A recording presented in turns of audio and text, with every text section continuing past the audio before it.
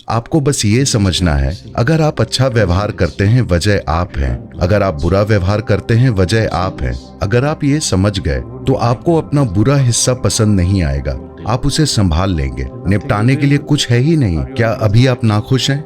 नहीं, आपको ऐसे ही बने रहना है बस। इसके लिए कुछ नहीं करना पड़ता।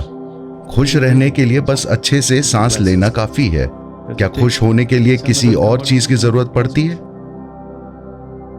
नहीं नहीं नहीं, बस ऑक्सीजन, बस इतना बहुत है। ऑक्सीजन की कमी होने पर ही आपका शरीर एक परेशानी बन सकता है, वरना आप यहाँ बैठे खुशी खुशी मर भी सकते हैं, है ना? वाकई। मुझे बताइए, खुश होने के लिए आपको और क्या चाहिए? कुछ नहीं। नहीं, बात बस ये है कि आपको लगता है कि कोई और चीज है जो आपको नाखुश बनाती है, जैसे अहंकार। ये तो वही बात हुई कि मेरे अंदर भूत घुस गया है। लोग जब बेहुदा बर्ताव करते हैं तो सोचते हैं कि उनमें कोई भूत घुस गया है।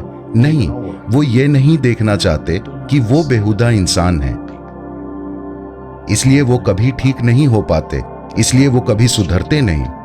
सबसे पहले आपको ये देखना होगा कि अगर मेरा व्यवहार अच्छा है तो वजह मैं हूं, अगर मेरा व्यवहार बुरा है तो वजह मैं हूं, अगर मैं शानदार हूं तो वजह मैं हूं, अगर मैं भयानक हूं तो वजह मैं हूं। अगर आप ये समझ गए तो आप बहुत ही अच्छे से अपनी परेशानियों को दूर कर लेंगे।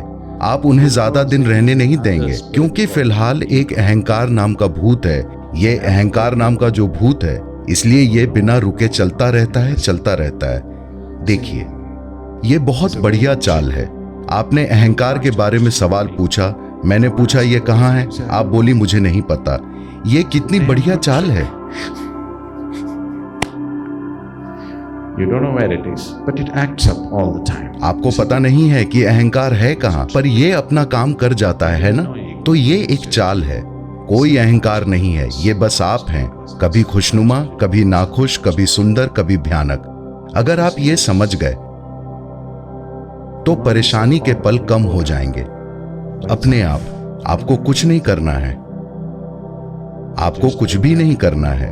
अगर आप समझ गए कि ये मैं हूं जो खराब बर्ताव कर रहा हूं, तो वो कम होने लगेगा। अगर आप सोचेंगे कि आप अपने अहंकार की वजह से ऐसे हैं या किसी दूसरे की वजह से ऐसे हैं, तो वो कभी भी कम नहीं होगा। आप जिंदगी भर एक परेशानी बने रहेंगे, Maybe beyond. और शायद उसके बाद भी शायद आपको नर्क में नौकरी मिल जाए। देखिए, भयानक होने के बारे में ये एक बढ़िया बात है। अगर आप खुद को और आसपास के लोगों को अच्छे से यातनाएं देते हैं, तो वो आपको नरक में नौकरी दे सकते हैं। स्वर्ग में कोई रोजगार नहीं होता, क्योंकि वहां करने को कुछ नहीं है। वो मुझे नर्क में नौकरी के लिए नहीं चुनेंगे। मुझे लोगों के साथ वाकई कठोर होना पड़ेगा, शायद तब वो मुझे चुन लेंगे। लेकिन आपको नौकरी मिल जाएगी। अगर आपने ये अहंकार के बहाने से खुद को धोखा देना बंद नहीं किया, तो नर्क में बेरोजगार रहना बेहतर है। मैं आपको बता रहा हूं। Everybody will be good if you're unemployed in hell, isn't it? अगर आप नर्क में बेरोजगार रहे तो सबका भला होगा, है ना? तो नर्क में नौकरी पाने के लिए यहाँ प्रैक्टिस मत शुरू कीजिए। यहाँ कड़वाहट की प्रैक्टिस शुरू मत कीजिए, क्योंकि आप सोचते हैं कि आप भविष्य में नौकरी के लिए प्रैक्टिस कर रहे हैं।